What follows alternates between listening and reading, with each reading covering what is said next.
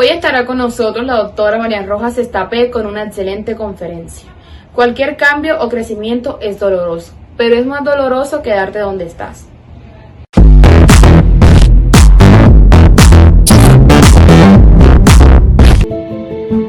Queridos amigos, hoy os vengo a hablar de un tema que probablemente muchos de vosotros ya me hayáis escuchado. Vamos a hablar de cómo la mente y el cuerpo están profundamente unidos. Somos un todo. Sabéis, lo he contado en muchas ocasiones, que yo provengo de una familia de psiquiatras. Mi abuelo ya vio la psiquiatría desde otro paradigma. En ese momento a todos los pacientes enfermos mentales los mandaban a hospitales psiquiátricos y ahí muchas veces morían. Mi abuelo decidió que muchos de esos pacientes necesitaban una segunda, tercera y cuarta oportunidad en la vida, que había que enfocar de otra manera la salud mental. Luego llegó mi padre y él intentó llevar la psiquiatría a la calle, empezar a hablar de ansiedad, depresión, trastornos de la personalidad, pareja, y en la consulta, y en los libros, en sus artículos, en sus podcasts, intenta traer todos estos temas a la luz. Cuando yo era pequeña me di cuenta que había un tema del que se hablaba poco, y era cómo la mente influía en el cuerpo y cómo el cuerpo influía en la mente.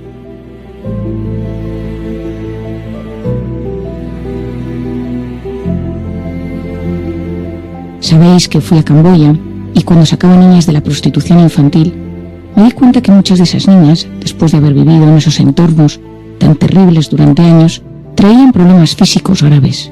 Me acuerdo una vez yendo a un médico del hospital de Phnom Penh con una de las niñas que había sacado de la prostitución, que me dijo: está enferma del corazón, está enferma del alma. Yo entonces me di cuenta que había que dar un paso más, que teníamos que aprender a unir mente-cuerpo en el mundo occidental. Es cierto que en el mundo oriental parece mucho más sencillo en ocasiones, que la mente y el cuerpo están más unidos. El mundo oriental está más enfocado al mundo interior, a hacerse preguntas, a reflexionar, mientras a veces que en el mundo occidental nos cuesta ver al ser humano como un todo.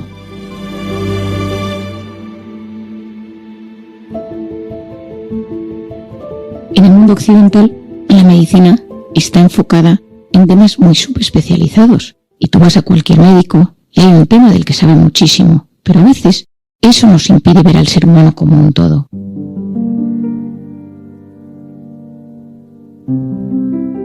Recuerdo cuando estudiaba la carrera de medicina que algunos compañeros e incluso médicos me decían: Marian, yo creo que los psiquiatras no deberían estudiar medicina. Es una carrera demasiado compleja para luego solo dedicarte al cerebro. A día de hoy creo más que nunca que la psiquiatría es una rama importantísima de la medicina, que la psiquiatría es una rama de la amistad, que la psiquiatría es una manera de enfocarnos en las personas, en sus emociones, en sus sentimientos, pero entendiendo cómo funcionan las redes neuronales. Hay un concepto que últimamente repito mucho: de la neurona a la emoción. La psiquiatría tiene que verse de esta manera. La salud mental tiene que tener un enfoque: neurona y emoción. Cuando digo neurona me refiero a la molécula, al neurotransmisor, a la inflamación, a la microbiota, a los telómeros. Claro que es importante conocer los componentes neurofisiológicos de nuestro cerebro, pero existe otra parte muy importante, que es la emoción, los traumas, cómo pienso, cómo siento, cómo me quisieron, cómo me relaciono con los demás. Y entendiendo esa parte neuronal, esa parte bioquímica y esa parte emocional, es mucho más sencillo que yo pueda cuidar mi salud mental. He repetido en numerosas ocasiones: mi mente y mi cuerpo no distinguen una amenaza real de una imaginaria. El cortisol se activa en los momentos donde tenemos miedo, donde nuestra supervivencia está en juego.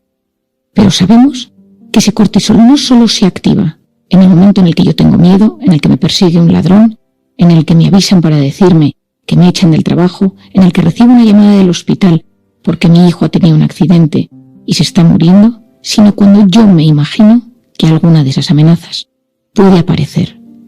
Mi mente y mi cuerpo no distinguen lo real de lo imaginario.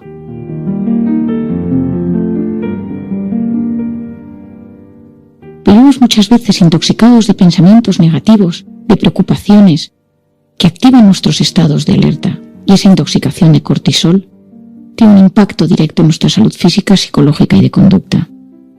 Esos pensamientos negativos tienen un impacto directo en mi salud. El hecho de vivir en estados de estrés mantenidos por culpa de mi trabajo, una relación de pareja complicada, un trauma sin resolver, una enfermedad personal o de un familiar.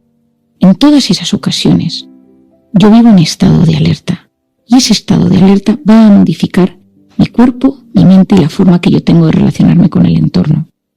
Como te digo, el cerebro no sabe diferenciar lo que es real de lo que es imaginario. Cada vez que modificamos el estado mental de forma consciente o inconsciente, se produce un cambio en el organismo, tanto a nivel molecular como celular y genético.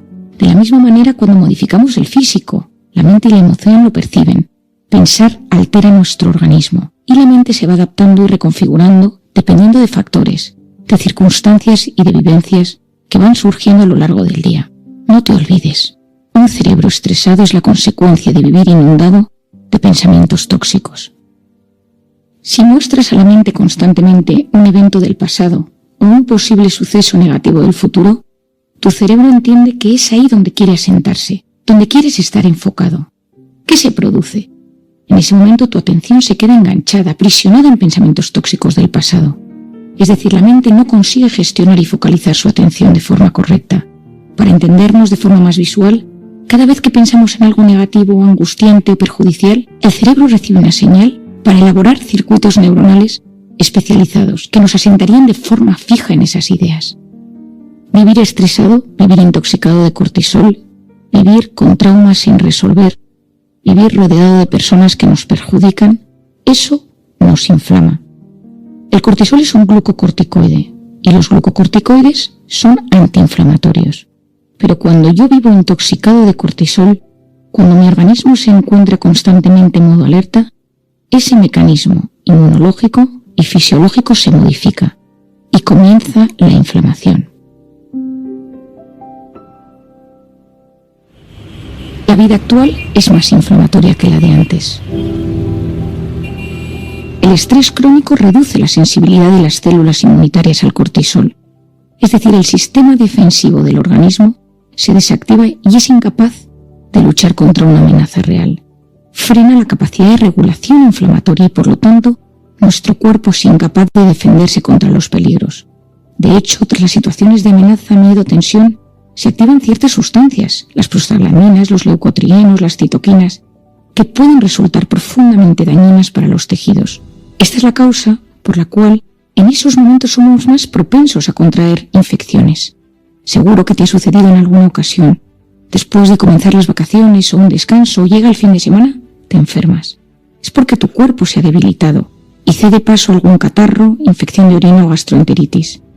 Y aquí entra otro campo fundamental que quiero presentarte hoy: la alimentación. ¿Cómo está relacionada esa inflamación con lo que comemos? Muchos dicen que somos lo que comemos. Yo soy más partidaria del somos lo que sentimos, pensamos y amamos. Pero soy plenamente consciente, y más con las investigaciones del siglo XXI, que la alimentación posee un rol fundamental en la salud. Sabemos que algunos alimentos tienen una relación importante con enfermedades graves. Incluso hay estudios que vinculan la alimentación con algunos tipos de cánceres. Por lo tanto, no es algo que debamos desdeñar. En los últimos años, las investigaciones sobre la alimentación han aumentado. Hoy en día conocemos los efectos de muchos alimentos en nuestro organismo.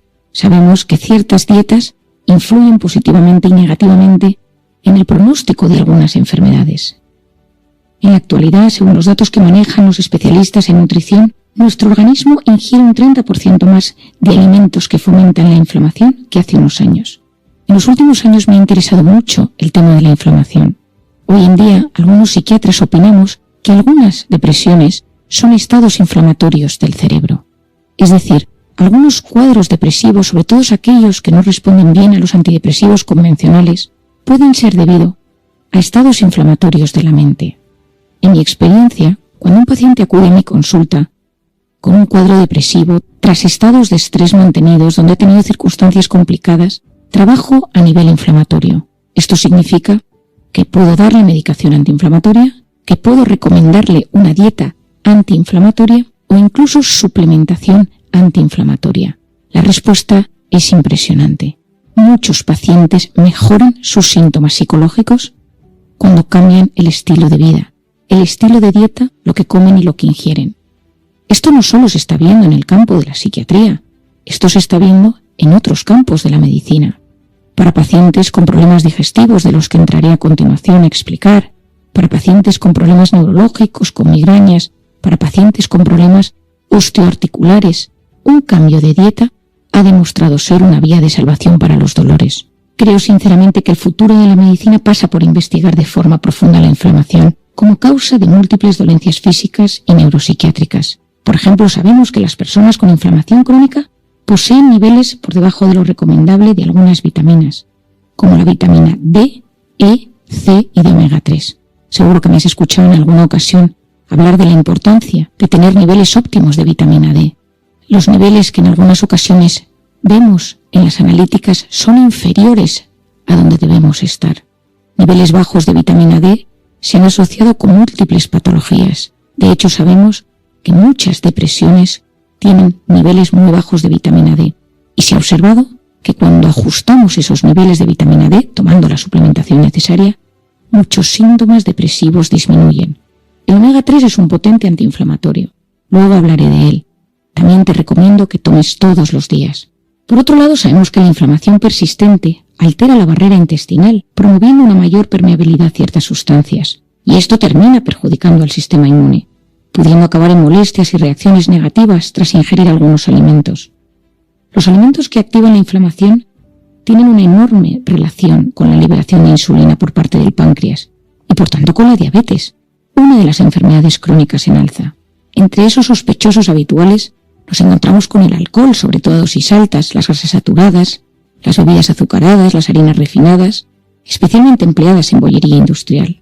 De hecho, un estudio publicado recientemente en Harvard explicaba que las mujeres con alimentación rica en esos productos inflamatorios tienen un 41% más de riesgo de padecer depresión. Es decir, hay estudios que empiezan a vincular una dieta inflamatoria con síntomas depresivos. Quiero que este capítulo te ayude a entender por qué cuidar tu alimentación puede ser muy útil para tu salud física y psicológica. Esa dieta puede ser cambios en la alimentación, pero como te decía, también en la suplementación. Hay veces que recomendamos cúrcuma y otras especies, ya que poseen un efecto antiinflamatorio potente. Ahora entramos en un tema apasionante, del que probablemente me hayas escuchado en alguna ocasión, que es el tema del eje intestino-cerebro. Empecé a investigar este asunto durante la residencia. Yo estaba en el hospital trabajando y justo en esa época estaba pasando planta en la hospitalización en psiquiatría. Muchos de los pacientes que teníamos ingresados tenían problemas digestivos y en muchas ocasiones teníamos que hacer interconsultas a los médicos digestivos para que vinieran a valorar a los pacientes. Colon irritable, reflujo, gastritis, intolerancias, colitis ulcerosa.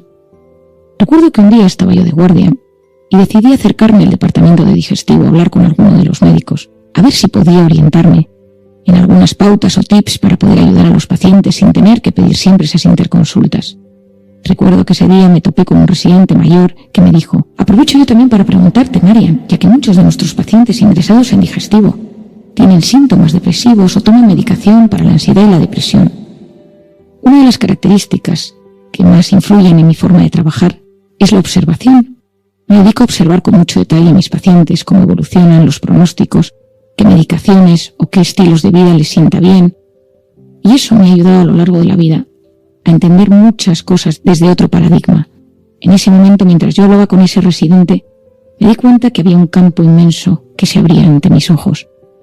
Probablemente había algo que influía en el eje intestino-cerebro, probablemente algo de la alimentación o del intestino estaba influyendo en el cerebro, o algo del cerebro influía en el intestino. Me metí en internet, en las páginas de médicos, donde hay artículos e investigaciones, y descubrí que había ciertos grupos de estudio en diferentes lugares del mundo que empezaban a hablar de ese concepto que por entonces era innovador, denominado la microbiota. Recabé mucha información al respecto, revisando artículos y publicaciones sobre el tema. Hoy en día puedo decir que es un campo apasionante y con mucho futuro.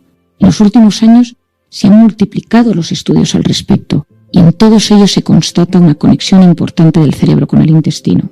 Voy a intentar explicártelo de la mejor manera posible. El tubo digestivo, que abarca desde el esófago hasta el ano, está tapizado por más de 100 millones de células nerviosas. Esto equivale a todo lo existente en el sistema nervioso central. Ese tubo digestivo consta de 11 metros, desde la boca hasta el ano. En la mujer, la comida, desde que entra por la boca hasta que sale por el ano, dura aproximadamente 62 horas, mientras que en el hombre dura unas 55. Cuando la comida llega al estómago, se matan los microbios que hay en los alimentos, gracias a la ayuda del ácido clorhídrico. Después ese bolo alimenticio llega al intestino delgado, que cuenta con las vellosidades, y esas vellosidades aumentan la superficie de absorción. Ahí en el intestino delgado existe una barrera muy importante, que protege el organismo de los tóxicos que están en el bolo alimenticio. En el aparato intestinal hay una barrera importante, que protege la sangre del organismo de los tóxicos. Esa barrera son como unas células pegadas, y yo siempre explico que hay como unos picaportes que abren y cierran esas células. Ese picaporte se abre y lo bueno entra a la sangre y lo malo se va a las heces. En los estados de estrés mantenidos, esos picaportes, que se denominan las zonulinas, acaban en las heces y se abren las puertas, y ahí empiezan los síndromes de permeabilidad intestinal, de disbiosis, tan comunes hoy en día. Si esa barrera no está bien, empiezan las enfermedades inflamatorias, las enfermedades autoinmunes. Esa barrera es tan importante que cada 3 días las células se reemplazan. Y después del intestino delgado, llegamos al colon. Ahí hay una función importante de absorción de agua y absorción de vitaminas B y K. Y el colon es la sede más importante del eje intestino-cerebro, porque ahí es donde se hospeda esa famosa microbiota. La microbiota, me gusta definirla como Saint-Exupéry en El Principito. Es un microcosmos invisible, pero vital para la supervivencia. Decía Saint-Exupéry que lo esencial es invisible a los ojos. Cuando yo estudié la carrera de medicina sabíamos muy poco de esa microbiota. Sabíamos que ciertos desequilibrios producían diarreas y colitis, pero no sabíamos nada. En los últimos 10 años los estudios se han multiplicado al respecto. La microbiota está compuesta de virus, bacterias, arqueas, protozoos, que facilitan la digestión enzimática, sintetizan vitaminas del grupo B, sintetizan ácidos grasos de cadena corta, que por ejemplo van a ser muy importantes para estimular la producción de serotonina. Esa microbiota modula el sistema inmune, modula la inflamación, protegen contra las bacterias patógenas y reequilibran el ecosistema microbiológico. Esa función de la microbiota tiene un nivel endocrino, hormonal, inmune, nervioso. Es muy completo y muy importante. La microbiota se puede desequilibrar por estrés, por cortisol, se puede desequilibrar por tomar antibióticos, mucho cuidado, que a veces abusamos de ellos. Se puede desequilibrar, por supuesto, por una mala alimentación, por la contaminación o por el sedentarismo. Hoy en día sabemos que el 90% de la patología crónica tiene disbiosis, es decir, el 40% de los pacientes que sufren algún tipo de patología autoinmune, inflamatoria, tiene asociado un cuadro de disbiosis intestinal. Por lo tanto, podríamos decir que esa disbiosis altera el diálogo que existe entre la microbiota y el sistema inmune. Estos microorganismos poseen una función importante en el procesamiento de los nutrientes y alimentos y liberan gran cantidad de moléculas al intestino. Estas pueden llegar a influir en el organismo de forma esencial. En investigaciones recientes se ha observado que la carencia de flora bacteriana tiene una repercusión muy importante en el organismo, incluido el cerebro. Se está prestando especial atención, por ejemplo, a la causa-efecto entre ciertos cambios bruscos en la flora bacteriana y alteraciones simultáneas en el estado de ánimo o en la conducta del paciente. Hay diferentes teorías al respecto. Una revisión del 2015 sugiere que los déficits en la permeabilidad del intestino pueden ser la causa de la inflamación que aparece en los trastornos del ánimo. Por otro lado, se postula que algunos microorganismos segregan sustancias que desempeñan la labor de neurotransmisores en el cerebro. Hoy en día esto ya está más que demostrado. Algunas bacterias se encargan de sintetizar neurotransmisores que van a tener una función primordial en el cerebro. Los avances en investigación son numerosos y cada vez más van surgiendo especialistas que pueden ayudar y paliar mucha sintomatología desde el intestino. La permeabilidad intestinal a la que he hecho referencia es la capacidad que tienen las membranas del intestino para permitir el paso de nutrientes procedentes de los alimentos de nuestra dieta, bloqueando el paso de sustancias tóxicas, bacterias y virus que pueden dañar el organismo. Cuando se altera la permeabilidad intestinal, se produce un fenómeno llamado hiperpermeabilidad o intestino agujereado, que puede causar inflamación, alergias, infecciones y otras enfermedades. Para regular esta permeabilidad intestinal y controlar el componente inflamatorio de la depresión, juega un papel fundamental la microbiota. Sobre este tema, hoy en día existen especialistas maravillosos que divulgan en España y en otros países sobre el tema.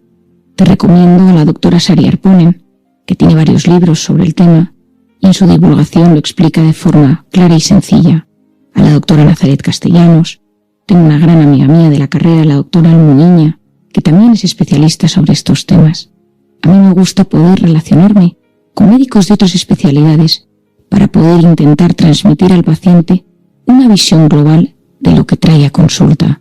Algunos pacientes vienen a mi consulta y me dicen: Marian, tengo artritis, desde hace años tengo depresión y de vez en cuando se me duerme la mano.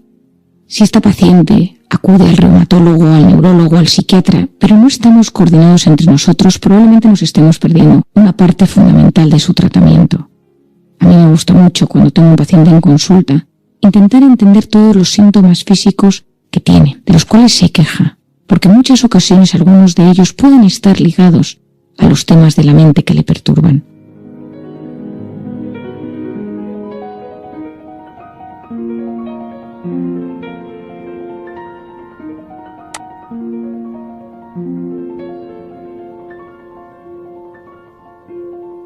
Hay estudios espectaculares publicados sobre cómo una infancia infeliz, con traumas, bullying, acoso, abandono, influye en la salud a lo largo de la vida.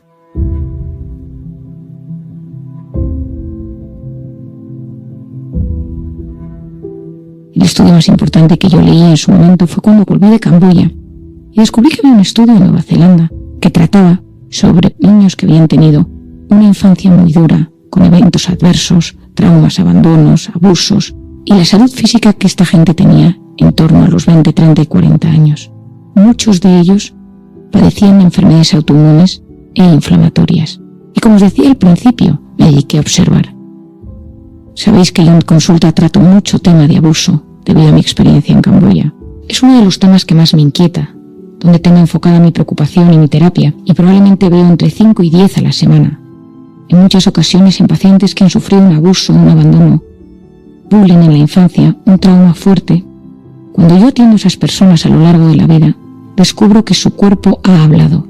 Su cuerpo ha mostrado síntomas físicos, dolencias, que en muchas ocasiones no se ha relacionado con el trauma. Si somos capaces de identificar el trauma, de sanar ese trauma, los síntomas físicos disminuyen y la persona se siente aliviada.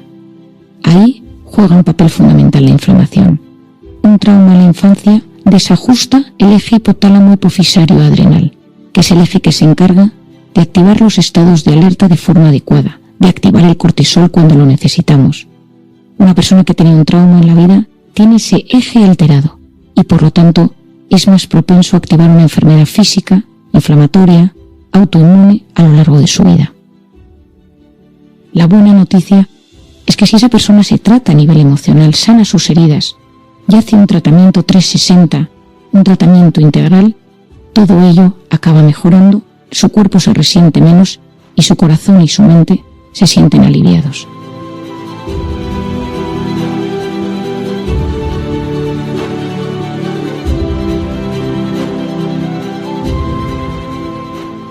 Los estudios sobre la microbiota son impresionantes. Hoy en día hay estudios sobre microbiota y Parkinson, microbiota y Alzheimer, por ejemplo. La doctora Nicola Lopizzo, especialista en medicina interna y endocrinología en el Hospital de Barcelona, ha relacionado la enfermedad de Alzheimer con la inflamación y la microbiota. Esos investigadores observaron que las personas enfermas poseían una microbiota diferente a los sujetos sanos que participaron en el estudio. Hoy en día se postula que la inflamación tiene un rol clave en el desarrollo y en la evolución de la enfermedad de Alzheimer. Y se cree que esa inflamación puede verse influida a su vez por la microbiota. Este es un campo apasionante que nos empuja a seguir investigando en esa dirección, ya que cuando la enfermedad de Alzheimer aparece, el tratamiento es muy complicado. A mí este tema me interesa enormemente, ya que considero que gran parte de la medicina del futuro va a tener como protagonista la microbiota. El tema de la microbiota es tan sumamente importante que hoy en día, si hacemos un buen análisis de heces, podemos conocer el estado de salud de la persona. No sé si sabes que Putin viaja con su propio inodoro y guarda sus heces en unas bolsitas que viajan a Rusia para luego ser destruidas. Esto tiene un origen.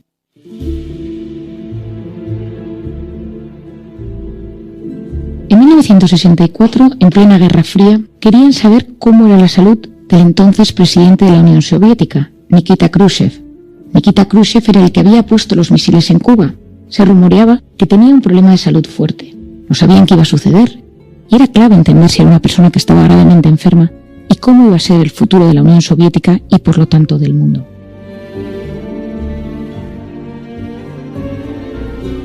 Aprovecharon el viaje de Nikita Khrushchev a Copenhague, enviaron un fontanero al hotel, a la suite donde iba a estar alojado, y desviaron las cañerías. ¿Qué sucedía? Que al tirar de la cadena, las heces no iban al desagüe general, sino que se las llevaron los miembros de la CIA para poder investigar cómo era la salud de Nikita Khrushchev por entonces. Gracias a esto podemos entender que Putin, que ahora mismo juega un rol tan importante en la historia del siglo XXI, viaje con su propio inodoro para que nadie, y sobre todo la CIA, pueda saber cómo se encuentra el estado de sus heces y por lo tanto de su salud. No significa que todas las personas que hoy vayan a escuchar este podcast tengan que acudir a su médico a pedir un análisis de sus heces, pero sí tenemos que ser conscientes de nuestro estado de salud, de si nos sentimos inflamados, si hay algo que tenemos sin resolver, cómo está nuestra física, nuestra bioquímica y cómo se encuentra nuestro mundo emocional. ¿Hay algún trauma sin resolver? ¿Hay una enfermedad que ya se haya instaurado en mi vida? ¿Hay algo que yo puedo hacer para mejorar mis hábitos de vida? Porque todo ello está profundamente unido, y cuando yo cuido mis hábitos de vida, soy capaz de sentirme mejor a nivel físico y psicológico.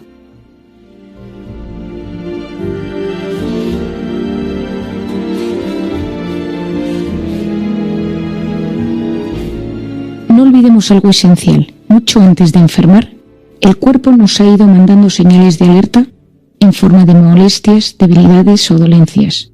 La enfermedad en esos casos es un mensaje que envía el cuerpo que no cesa de comunicarse con nosotros, ansiando lograr el equilibrio y la paz.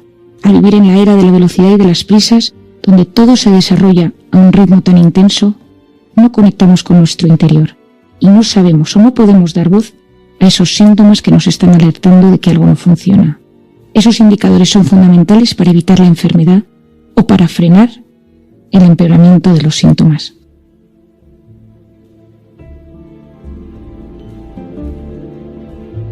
Si llegaste hasta el final de este video, dale me gusta, comenta, comparte. No busques cuento con final feliz, busca ser feliz en cada cuento.